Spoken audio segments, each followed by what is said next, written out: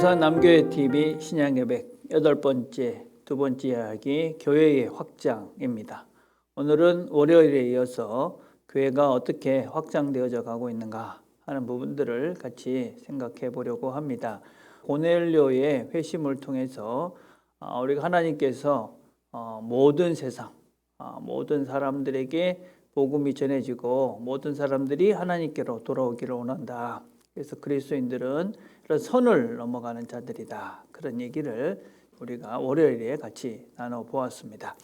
오늘은 이제 12장의 이야기가 지나가게 되면 이때부터 본격적으로 이 복음이 예루살렘이 아니라 예루살렘 그 외에 있는 지역으로 확장되어져 가고, 그래서 복음이 이제 땅끝으로 전달되어져 가고 있는 이야기를 시작하고 있는 것이 사도행전 13장부터라고 할 수가 있습니다. 자, 우리가 이제 12장에서 이제 주로 우리가 언급되어졌던 10장, 11장, 12장 이런 이야기들 속에서는 주로 여전히 이제 베드로가 중심적인 역할을 하지만 이제 13장으로 가게 되면 본격적으로 이야기의 중심 인물이 바뀌어집니다. 그 인물이 누구냐면 우리가 잘 아는 바울이죠. 자, 그런데 이 베드로와 이 바울, 이 두 사이를 이어주는 사람이 있습니다. 그게 누구냐면 바나바입니다. 바나바. 그래서 오늘은 우리가 바나바부터 한번 살펴보고 이야기를 시작을 해보려고 그럽니다. 우리가 바나바는 우리가 잘 알다시피 4장에서부터 시작을 하죠. 이분의 이야기는 4장에서 이제 시작을 합니다. 4장에 보면 4장 36절에 구브로에서 난 레이죽 사람이 있으니 이름은 요셉이라 사도들이 일컬어 바나바라. 그가 밭이 있음에 팔아 그 값을 가지고 사도들의 발 앞에 두니라. 그래서 초대교회에 자기의 재산을 팔아서 이제 사도들 발 앞에 두고 그렇게 이제 사도들과 함께 이 사역을 잘 감당했던 초대교회의 이제 인물 중에 하나가 이 바나바입니다. 바나바는 지속적으로 이제 교회의 큰 역할들을 감당하는데 이 바나바가 했던 가장 큰 일 중에 하나가 무엇이냐면 이 바울을 사울이라는 바울을 이제 역사의 전면에 어떤 면에서 하나님의 사역의 전면에 등장시키는 일을 한 사람이 누구냐면 바로 바나바다라고 할 수 있죠.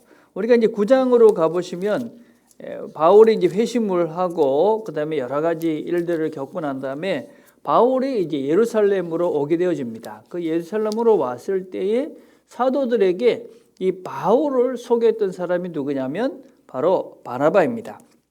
그래서 9장 27절에 보면 바나바가 데리고 사도들에게 가서, 그래서 바나바가 바울입니다. 바울을 데리고 가서 이 사람이 이제 다메섹에서 예수를 만났고, 그리고 이 사람은 이제 새로운 하나님의 사람으로 이방의 그릇으로 부름을 받았습니다. 라고 소개를 해주는 사람이 바로 이 바나바입니다.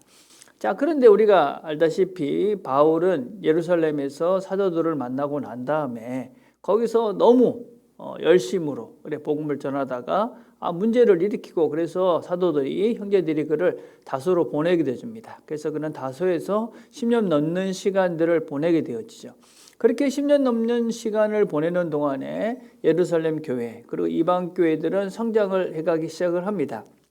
그래서 특별히 이제 안디옥에 이제 교회가 생기기 시작했고, 그 안디옥의 제자들이 사도들이 바나바를 파송해서 그 안디옥 교회를 튼튼하게 세워가게 되어집니다. 그런 중에 바나바가 다시 이 안디옥 교회를 이제 그 목회를 하면서 바울이라는 사람이 필요하다고 생각해서 바울을 데리러 가지요. 그게 이제 11장에 가시면 11장 25절입니다. 자, 바나바는 착한 사람이다. 성령과 믿음이 충만한 사람이라. 이에 큰 무리가 주께 더해지더라. 바나바가 사울을 찾으러 다소에 가서. 그래서 바나바가 이 다소라는 곳에 있었던, 거기 10년 동안 잊혀져 있었던 이 바울을 다시 데리고 와서 안디옥 교회의 지도자로 세우게 되어지죠.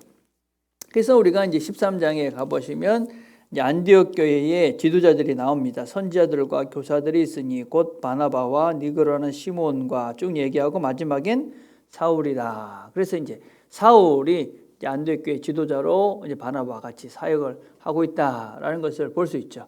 그러고 난 다음에 이제 13장에서는 안디옥 교회가 이제 성령께서 그들을 통해서 이제 그 사역자를, 선교사를 파송하라, 그런 주의 음성을 듣고 그들이 기도하고 난 다음에 2명을 따로 세워서 선교사를 파송합니다. 그게 누구냐면 바나바와 사울입니다. 그래서 우리가 13장 2절에 보면 주를 섬겨 금식할 때에 성령이 이르시되 내가 불러 시키는 일을 위하여 바나바와 사울을 따로 세우라. 그래서 바나바와 사울이 세워져서 우리가 잘 아는 1차 전도 여행을 시작하게 되어집니다.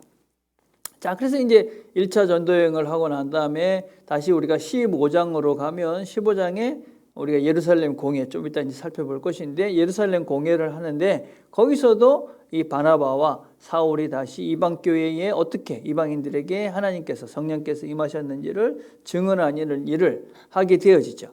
그리고 이제 예루살렘 공회가 마치고 난 다음에 이 바울과 바나바가 다시 우리가 그동안 돌아보았던 그 교회들을 다시 돌아보자, 그렇게 결의를 하고 이 사람들이 떠나기로 하는데 둘 사이에 이제 충돌이 생깁니다.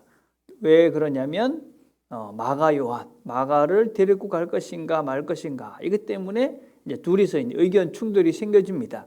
근데 바울은 마가 요한이 1차 전도 여행 때 사실은 같이 동행을 했다가 합당한 이유가 없이 돌아온 것으로 되어져 있습니다. 그래서 아마 바울은 마가 요한은 그런 아직까지는 신실하지 못한 사람이다, 이렇게 판단했기 때문에 이 사람을 데리고 가는 건 옳지 않다, 이렇게 주장을 했고, 바나바는 이 사람도 데리고 가야 된다, 이 사람 여전히 기회를 줘야 된다, 이렇게 생각하고 데리고 가자. 결국은 둘이 의견 충돌 때문에 바울은 신라와 함께 이제 여행을 떠나고 전도 여행을 떠나게 되어지고, 또 바나바는 마가를 데리고 전도 여행을 떠나게 되어지죠. 그래서 둘 사이에 이제 갈등 때문에 이제 둘이 이제 관계가 이제 끝나는 것으로 되어졌습니다. 그리고 사도행전에는 더 이상 이 바나바는 등장하지를 않습니다. 자, 근데 우리는 이 여러 이야기들을 이렇게 통해서 왜 바나바와 이 바울이 이렇게 다퉜던 이야기를 거기에 기록을 해놨을까? 그리고 왜 사도행전에서는 더 이상 바나바라는 사람이 등장하지 않도록 누가는 기록을 했을까? 그런 질문들을 한번 해볼 수 있겠죠, 그렇죠? 여러분, 우리가 이제 바울도 위대하고 바나바도 위대하다, 다 필요한 그런 하나님의 사람들이죠. 여러분, 바나바를 한번 보십시오. 바나바가 사실 사울, 이 사람들이 사람 믿을 수 없다, 이 사람은 교회를 박해하던 사람이다, 그런 사람을 불러다가 사실은 사도들한테 이렇게 소개를 합니다. 그리고 그가 또 무리한 행동들을 했기 때문에 다소로 보냈는데 그를 다시 불러다가 안디옥 교회 지도자로 세워서 사역을 하도록 합니다. 그래서 사실은 바나바는 늘 다시 새롭게 이렇게 사역을 할 수 있도록 바울을 배려했던 사람이 바나바입니다. 아마 바나바는 그런 동일한 마음으로 마가도 그런 기회를 줘야 된다, 그런 생각을 했던 사람이다라고 우리가 생각해 볼 수가 있습니다. 물론 바울과 바나바, 또 바울과 마가, 이런 모든 사람들이 다 화해를 했던 것들은 나중에 이렇게 볼 수가 있습니다. 그래서 고린도 전서를 보면 바울이 나와 바나바도 돈을 받고 사역을 할 수 있는 그런 사람들이다, 그런 걸 보면 둘이 연락을 하면서 같이 사역에 공통점이 있었다는 것을 볼 수 있고, 또 골로새서에 보면 여전히 바울도 이 바나바를 언급하면서 그가 신실한 나의 동지였다, 그런 이야기들을 하고 있는 것으로 봐서 이거 그때 이렇게 관계가 안 좋아졌지만 그 끝난 관계는 물론 아니었습니다. 또 이렇게 한 번 더 생각을 해보면 또 바울과 마가도 마찬가지죠. 우리가 잘 아는 대로 이제 디모데후서에 가면 그 마지막 순간에 누구한테 부탁을 하냐, 마가를 부르죠, 그렇죠? 마가에게 내 옷을 가지고 오라, 성경을 가져오라, 이렇게 부탁을 합니다. 그래, 이런 모든 것들을 보면 그 사람들은 결국은 나중에 다 화해를 합니다. 그렇지만 우리가 이제 지금 우리가 정말 이제 이 시대에 필요한 사람들은 누구냐? 저는 바나바 같은 사람이 참 필요하다. 바울 같은 그런 지도자도 필요하지만 바나바와 같이 어떤 면에서는 정말 다시 한번 기회를 줘서 그 사람들이 힘을 낼 수 있도록 돕는, 그리고 어떤 면에서는 역사의 뒤안길로 사라지는 하나님은 아시지만 사람들은 모르지만 그 귀한 일들을 감당하는 이런 사람들이 이 시대에 참 필요하지 않나 그런 생각을 해봅니다. 그래서 이 바울, 베드로와 이 바울 사이를 연결해 준 사람이 누구냐? 바나바다. 예, 우리가 꼭 이런 지도자가, 이런 리더십이 필요하다. 자, 우리가 이제 13장으로 가면 이제 바울이 처음 이제 선교 여행을, 바울과 바나바와 선교 여행을 쭉 떠나는 이야기들이 이렇게 쭉 나옵니다. 여러분 가지고 있는 교재를 이렇게 쭉 보시면 될 것 같습니다. 자, 바울의 첫 번째 선교 여행을 살펴보겠습니다. 바울이 첫 번째 선교 여행을 했던 지역은 갈라디아 지역입니다. 갈라디아서라고 되어 있지만 이거는 한 지역, 한 교회가 아니라 그 지역을 가리키는 것입니다. 그 지역을 가리키는데 이 갈라디아 지역에 바울이 정말 힘든 상황 속에서 복음을 전했습니다. 우리가 바울의 어떤 삶을 돌아보는데 보면 자기가 강도의 위협, 무슨 죽음의 병의 위협 이런 것들을 겪었다 할 때 그때에 이런 위협들을 당했을 가능성이 많았던 지역이 바로 이 갈라디아 지역입니다. 거긴 산세도 험했고 또 거기는 강도의 충돌이 많았던 곳이었기 때문에 정말 목숨을 걸고 복음을 전했던 지역이 갈라디아 지역이었습니다. 그런데 바울이 1차 전도여행을 다 마치고 예루살렘에 돌아와서 얼마 안 됐을 때 어떤 소식을 듣게 되느냐면 이 갈라디아 지역에 이 유대의 율법주의자가 들어가서 너희들이 예수만 믿어서는 구원받을 수 없다. 너희들이 할례를 받아야 된다. 율법을 지켜야 된다. 그런 이야기를 통해서 이 갈라디아 지역에 있는 교회들이 복음의 핵심들을 잃어버리게 된 것입니다. 그래서 바울이 쓴 책이 갈라디아서입니다. 갈라디아서. 그래서 갈라디아서 우리가 이제 1장 6절을 보시면 그리스도의 은혜로 너희를 부르신 이를 이같이 속히 떠나 다른 복음을 따르는 것을 내가 이상하게 여기노라. 그러니까 바울이 이제 1차 전도여행을 마치고 얼마 안 됐는데 6개월밖에 안 됐는데 그 유대 율법주의자들이 갔다고 그래서 그들의 신앙이 흔들리는 것을 보고 안타까워하는 마음으로 쓴 편지가 갈라디아서입니다. 그래서 갈라디아서가 최초의 어떤 면에서 기록된 서신서죠. 그래서 AD 48년 그쯤에 이제 쓰여진 책이 바로 이제 갈라디아서다라고 할 수 있습니다.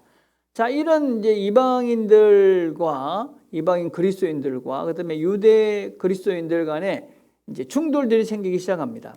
과연 할례를 해야 되느냐, 이방인들이 또 율법을 지켜야 되느냐, 이런 갈등들이 막 생기면서 그런 문제들을 해결하기 위해서 모인 그런 회의가 예루살렘 공회입니다. 그게 이제 사도행전 15장에 나오는 이야기입니다. 여러분들 가지고 있는 교재 20페이지를 보시면 거기 이제 나오죠. 예루살렘 공회 15장이 가지는 중요성 이렇게 얘기 나옵니다. 그렇죠? 자, 여러분 15장은 우리가 이 사도행전을 이렇게 나눌 때 물론 13장부터도 얘기 나올 수 있지만 15장을 기준으로 해서 그죠?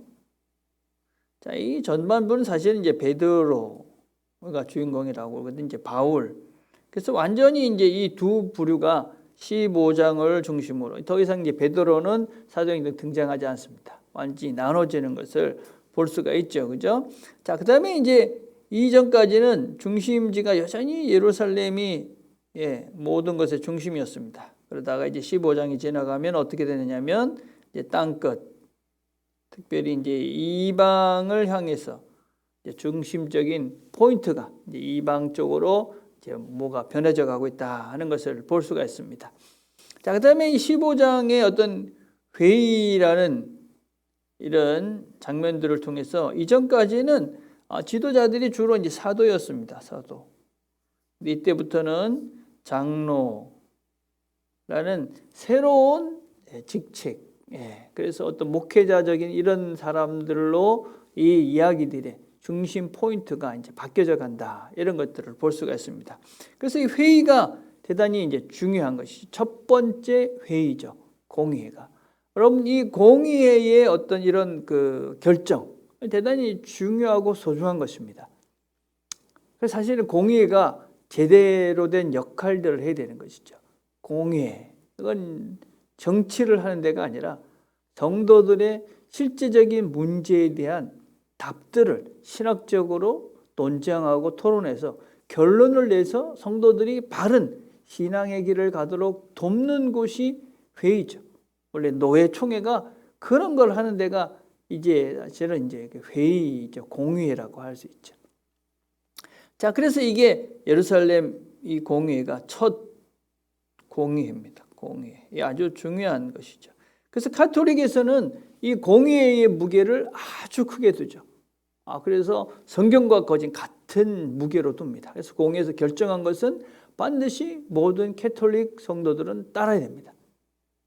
그만큼 무게가 있는 것이죠. 물론 그래서 실수도 많지만, 그러나 그런 신학적인 노력과 성도들에게 실제적인 지침을 준다는 면에서 상당히 우리가 배워야 될 부분들이 많은 것이다 라고 할 수 있죠. 자, 그 다음에 이 예루살렘 공의회의 발단 2번입니다. 왜 그렇게 됐는가? 15장 1절을 보면 그렇게 나와 있죠. 어떤 사람들이 유대로부터 내려와서 형제들을 가르치되 너희가 모세의 법대로 할례를 받지 아니하며 능히 구원을 받지 못하리라. 자, 여러분 그 당시에 여전히 두 부류의 사람들이 있었던 것이죠. 유대인 크리스찬이 있었고 이방인 크리스찬들이 있었던 것이죠. 유대인 크리스찬들은 여전히 이 종교가 유대교로부터 시작된 것이기 때문에 유대교가 가지고 있는 그런 모든 전통에 더하기 예수의 가르침을 더해야 된다. 이렇게 배운 것이고, 이방인 크리스찬들은 무슨 소리냐? 유대교와 기독교는 다른 것이기 때문에 우리가 더 이상 유대교에서 믿던 그 내용들을 굳이 따를 필요가 없다. 이렇게 생각했던 것이 이방인 크리스찬이죠. 그래서 이 두 부류 간에 큰 충돌이 생긴 것이죠. 그래서 그런 충돌이 생기자 교회로 모이게 되어지는 것입니다. 자, 그래서 보니까 6절에 보니까 사도와 장로들이 이 일을 의논하러 모여. 자, 그래서 문제가 생겼습니다. 그러니까 장로들과 사도들이 다 같이 모여서 이제 토론을 하는 것이죠. 예. 자, 이 토론을 하면서 이렇게 할례를 지켜야 된다, 율법을 지켜야 된다는 사람들의 의견도 있었고, 그리고 또 반대로 베드로와 바울과 바나바 이런 사람들이 우리가 이런 경험들을 했는데 성령께서 이방인들에게 성령이 임한 것을 우리가 봤다. 그렇기 때문에 우리가 더 이상 이 이방인들에게 할례라든지 율법을 더하는 것을 강요하는 것은 옳지 않다. 그런 주장을 하게 되어집니다. 자, 그런데 결론을 내립니다. 누가 결론을 내리느냐? 야고보, 예수님의 동생인 야고보가 결론을 내립니다. 어떻게 결론을 내리냐? 이게 참 중요합니다. 여러분 15장 16절과 17절을 보시면 여러 이야기들, 실제적으로 자기들의 경험과 자기들의 이야기들을 막 합니다. 그러고 난 다음에 야고보가 결론을 이렇게 맺습니다. 선지자들의 말씀이 이와 일치하도다. 기록된 바 이후에 내가 돌아와서 다윗의 무너진 장막을 다시 지으며 또 그 허물어진 것을 다시 지어 일으키리니 이는 그 남은 사람들과 내 이름으로 일컬음을 받는 모든 이방인들로 주를 찾게 하려 함이라. 즉 예로부터 이것을 알게 하시는 주의 말씀이라. 자, 그들이 여러 가지 상황들을 이야기하고 경험들을 이야기합니다. 근데 그런 결론은 말씀을 통해서 결론을 낸 것이죠. 주의 말씀이 이미 오래전부터 주를 찾는 이들, 모든 이방인들도 돌아와서 다윗의 장막, 그러니까 하나님의 집이, 하나님의 그런 나라가 다시 세워질 것을 성경이 이미 예언해 놓지 않았느냐. 그러니까 이방인들도 우리가 동등하게 대우하는 것이 맞다. 그렇게 이야기를 합니다. 자, 그래서 결론을 내리는 것이죠. 자, 그래서 결정사항들이 무엇입니까? 우리가 보면 네 가지 결정을 하죠. 첫째는 더 이상 괴롭게 하지 말자. 할례나 율법을 강요해서는 안 된다. 그러니까 그 전까지 있었던 이런 것들을 무시하는 것이 아니라 이제는 새로운 시대가 일렀다. 그러니까 본질을 봐야 된다. 그 얘기를 지금 하고 있는 것이죠. 그러고 난 다음에 우상의 더러운 것과 그 다음에 음행과 목매에 죽인 것, 그리고 피를 멀리하라고 그렇게 권하자. 그렇게 이제 결론을 맺습니다. 그 사도들은 이제 더 이상 할례와 율법이 필요 없다라고 결론을 내릴 수도 있었습니다. 그런데 굳이 우상의 더러운 것, 음행, 목매어 죽인 것, 피를 멀리하게 하자라는 의견을 더합니다. 왜 더했을까요? 이 내용들은 이방인 그리스도인들에게 더 이상 이런 율법이나 할례가 필요 없다라고 해서 이방인 크리스천들에게 자유를 준 것이지만 여전히 또 한면에서는 유대인 크리스천들이 그들이 가지게 되는 그런 이방인들과의 그런 갈등들, 또 그동안 그들이 가지고 있던 신앙적인 그런 문제들에 대해서 이들을 배려한 것이죠. 그래서 이방인 크리스천들도 배려를 하고 유대인 크리스천들도 배려했던 그런 결론을 맺고 있는 것이 이 예루살렘 공회의 결정이다라고 할 수 있습니다. 그래서 이방인들과 유대인들이 다 율법 준수의 의무에서 이제 자유가 된 것입니다. 여러분 지킬 필요가 없다 이것이 아닙니다. 이제 자유롭게 자기들이 하나님을 제대로 알게 되면 스스로 그것을 할 수 있게 된 것이 그것이 어떤 강제적 조항이 아니다. 그것이 구원의 조건이 될 수 없다 하는 것을 선포한 것입니다. 자, 그다음에 4가지 예외 조항을 갖습니다. 그것은 이방인 크리스찬이 아니라 유대인 크리스찬들을 배려하는 그런 규칙이다. 그다음에 바울이 이방인의 사도로서 이제 정당성을 이제 부여하는 그런 사건이 되죠. 그래서 우리가 이 예루살렘 공회를 통해서 많은 것들을 배울 수 있겠죠. 우리가 기본적으로 한 공동체, 한 성령을 가진 사람들이기 때문에 문제가 생겼을 때 같이 기도하면서 토론하면서 하나님의 뜻을 잘 찾아갈 수 있다. 이런 하나의 샘플을 보이고 있는 것이죠. 또 우리가 이런 것들을 결정할 때 근본을 그죠? 우리가 아주 근본이 된 예수는 그리스도다. 구원을 위해서 다른 것들은 필요 없다. 이런 근본적인 것들은 잘 지켜가야 되겠지만 비본질적인 것들 그런 것들은 서로를 배려하는 것으로 결정하면 되는 것이죠. 비본질적인 것들.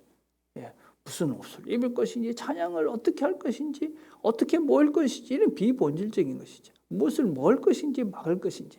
그렇지만 그 시대에 그 사람들이 이해할 수 있는 수준 안에서 그것들을 정리해서 서로 화합을 이루어가는 것이 좋은 것이죠. 그래서 비본질적인 것에서는 화합을 이루기 위한 결정들을 해가는 것이 그것이 이제 우리 예루살렘 공회에서 보여주고 있는 그런 아름다운 그림이다라고 할 수가 있습니다.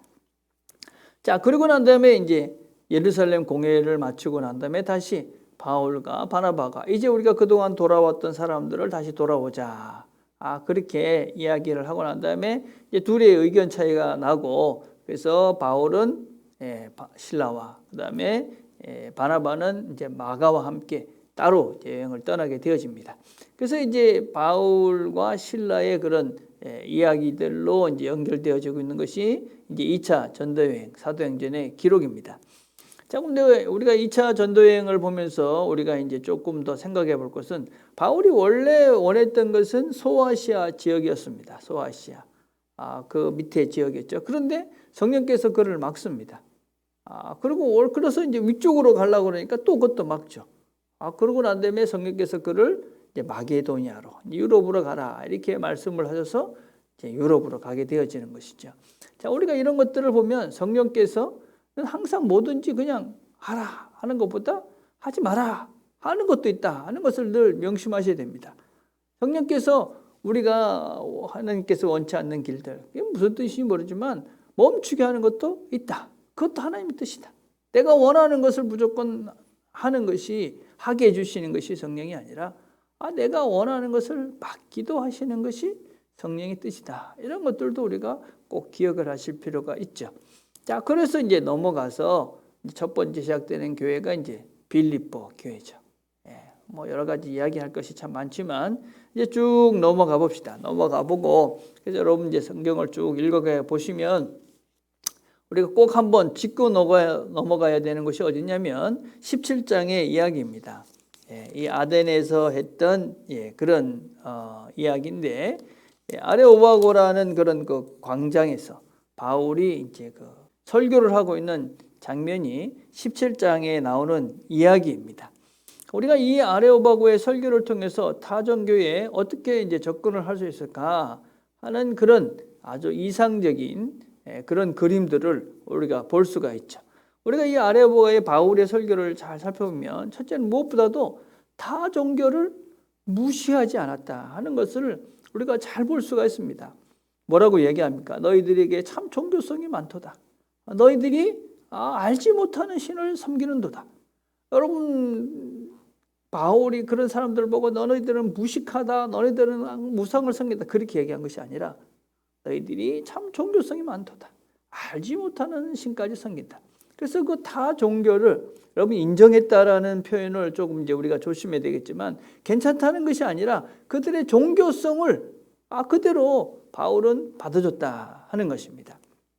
그래서 이 바울의 우리가 이 첫 번째 이 아레오바고에서의 설교를 보면 타 종교를 존중했다 하는 것을 볼 수 있죠. 그렇죠?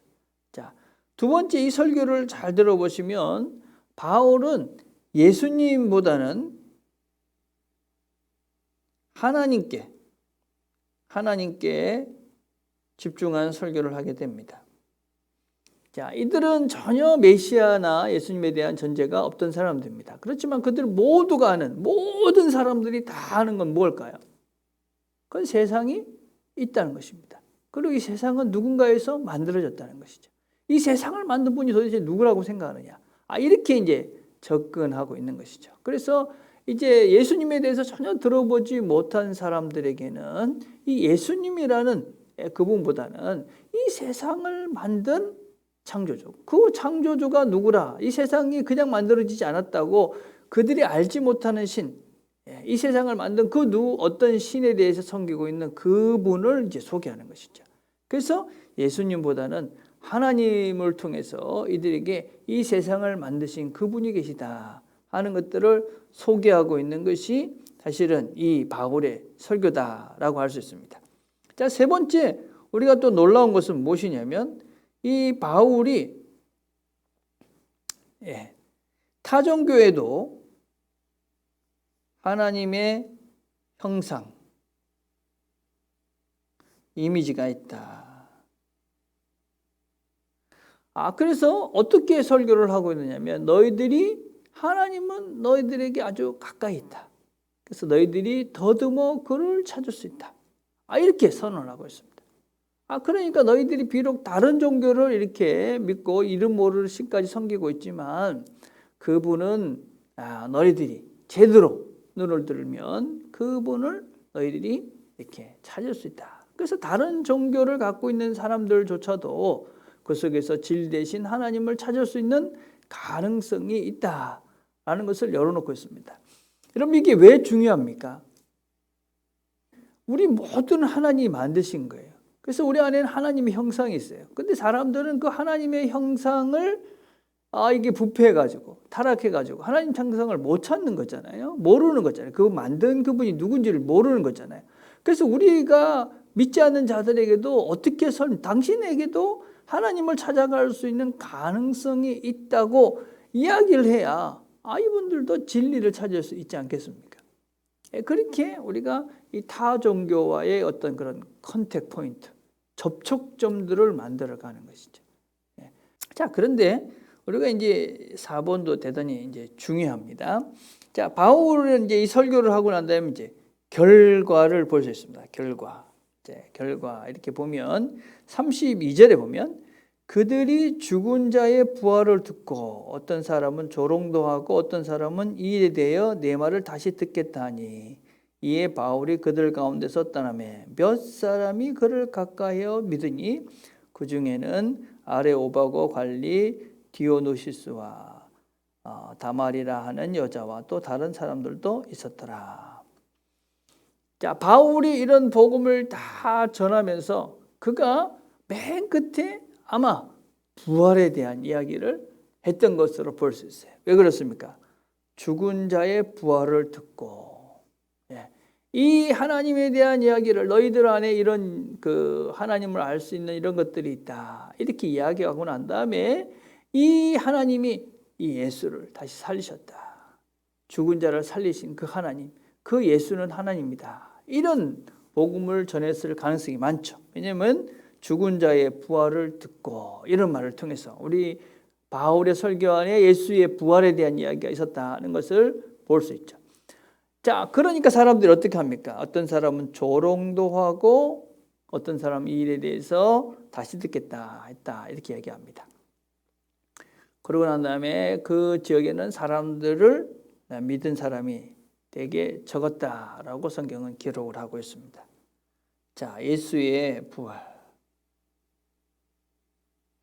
여러분 어떻게 생각하세요? 바울이 이 아덴에서 한 설교가 아덴에서 과연 바울은 성공했는가 실패했는가?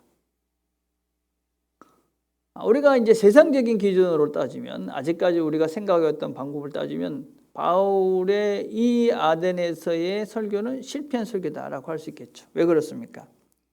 이 사람들 중에 관리 두 사람, 뭐 몇 사람밖에 안 믿고 많은 사람들이 조롱하면서 떠나가 버렸으니까. 바울의 설교는 세상적인 관점에서 보면 일부의 사람들이 판단하는 기준에서 보면 실패한 것입니다. 그런데 과연 실패한 건가? 정말 실패는 뭘까? 자기가 하고 싶은 얘기를 다 하고 사람들이 듣기 원하는 소리를 다 하고 난 다음에 예수가 없는 이야기로 끝마쳐서 사람들이 네가 참 대단한 설교를 했다. 아니면 대단한 이야기를 했다. 그것이 성공한 걸까? 아니면 내가 믿는 하나님은 이 예수다. 그렇게 얘기했는데 사람들이 그 말을 듣고 조롱하면서 뭐 죽은 자가 부활을 해서 그렇게 조롱하면서 떠난 그 설교가 성공한 설교일까? 그래서 그 이야기를 듣고 대부분의 사람은 떠났지만 그 예수 부활의 이야기를 듣고 믿는 소수의 사람만 얻은 이 설교가 성공한 설교일까?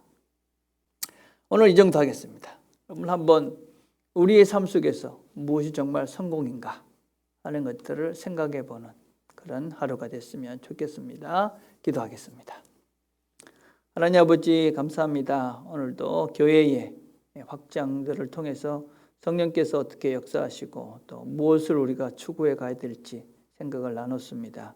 하나님께서 원하시는 뜻이 무엇인지를 잘 분별하면서 그 길을 잘 갈 수 있도록 하나님 도와주옵소서. 예수님의 이름으로 기도드립니다.